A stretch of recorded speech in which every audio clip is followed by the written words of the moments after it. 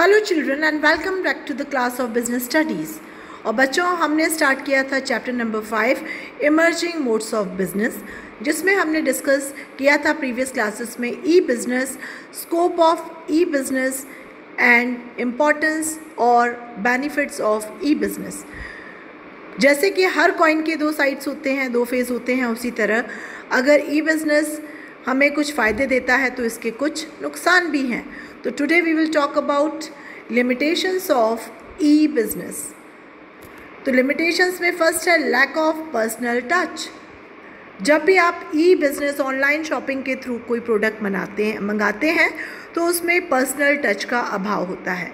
Usually आप किसी shop पर खुद जाते हैं, कपड़े को अगर आपको कपड़े ख़रीदने हैं तो आप कपड़े को हाथ से छूते हैं, उसका स्टफ़ कैसा है देखते हैं, अपनी चॉइस के सामने अपने कलर्स को देखते हैं। बट ऑनलाइन शॉपिंग के थ्रू ये नहीं हो पाता। आप प्रोडक्ट की सिर्फ पिक्चर्स देख सकते हैं, वहाँ पर वो पर्सनल टच नहीं होता है, जिसके कारण कई बार कलर्ड शेड्स में डिफरेंस आ जाता है। पिक्चर्स में कुछ और है, हमारे पास कुछ और है।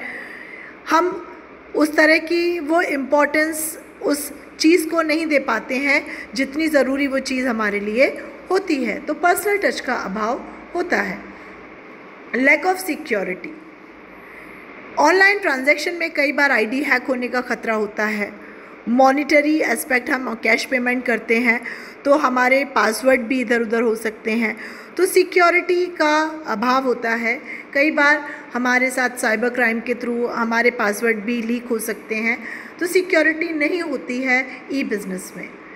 टेक्निकल ड्रॉबैक्स, कई बार हम अचानक से पूरा ऑर्डर प्लेस कर देते हैं, एक लंबी प्रोसेस के बाद सर्वर चला जाता है, नेटवर्क प्रॉब्लम आ जाती है, लाइट चली जाएगी या कुछ भी नेटवर्क टेक्निकल एरर्स आने से आपकी पूरी प्रोसेस बेकार हो जाती है और आपको दोबारा से शुरुआत करनी पड़ती है। टेक्निकल ड्रॉबैक्स होते हैं। Ethical concern. एथिकल कंसर्न मतलब जो एथिक्स होते हैं बिज़नेस के, वो ऑनलाइन ट्रांजैक्शंस के थ्रू कई बार फॉलो नहीं किए जाते हैं। कई बार फ्रॉड भी हो जाते हैं।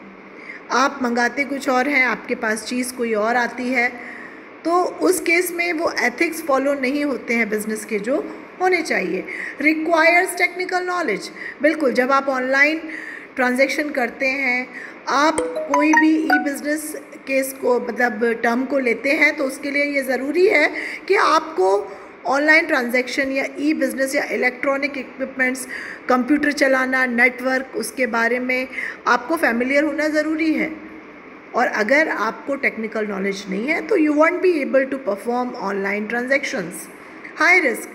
इन बिज़नेस में कई बार रिस्क भी होता है, क्वालिटी को लेके, प्रोडक्ट को लेके और आपके कैश पेमेंट को लेकर भी। तो ये रिस्क ऑनलाइन ट्रांजैक्शन में होता है। इसके अलावा शिपमेंट डिले। कई बार आपने ऑर्डर टाइम पे किया है, आपको दिखाते हैं कि आपके पास 5 डेज़ में आपका प्रोडक्ट आ जाएगा, लेकिन शिपमेंट में डिले हो जाता है। शिप कई बार बीच में और भी ज़्यादा कुछ भी नेचुरल क्लाइमिटीज़ के कारण या किसी और भी कारण से डिले हो सकती है, जिससे कि आपका प्रोडक्ट आपके जो टाइम ड्यूरेशन है उसमें कई बार नहीं पहुंच पाता। और अगर किसी इम्पॉर्टेंट ओकेशन पर आपने वो चीज़ मंगाई है और समय पे नहीं पहुंचती है तो फिर उसकी अहमियत कम हो जाती है। People's resistance.